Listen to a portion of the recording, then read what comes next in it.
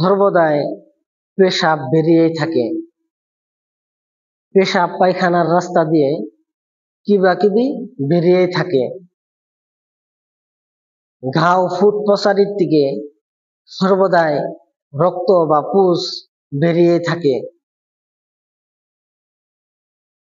এমন কোন জখম হয়েছে, সে জখমের থেকে সর্বদাই রক্ত বেরিয়ে থাকে। তাহলে এই ব্যক্তি কিভাবে নামাজ আদায় করবে? নামাজের জন্য তো পাক হওয়া জরুরি। এই ব্যক্তি তো সর্বদাই নাপাক অবস্থায় থাকে, তাহলে এই ব্যক্তি কিভাবে নামাজ আদায় করবে?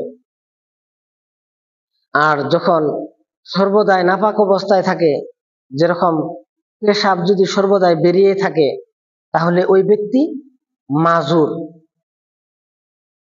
ওই ব্যক্তিকে মাজুর বলা হয়।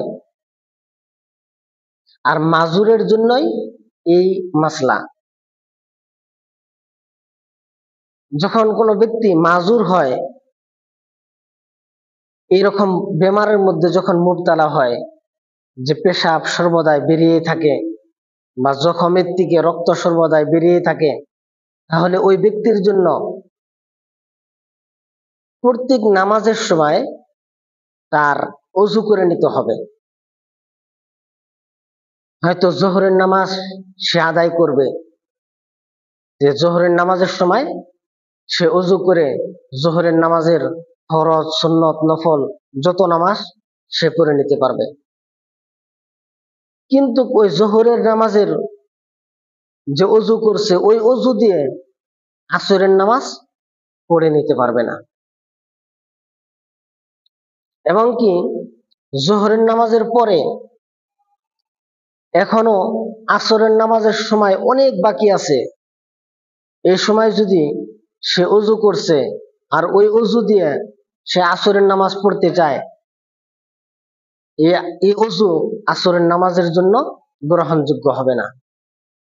আসরের নামাজের সময় আবার তার আসরের নামাজের জন্য অজু করে নিতে হবে।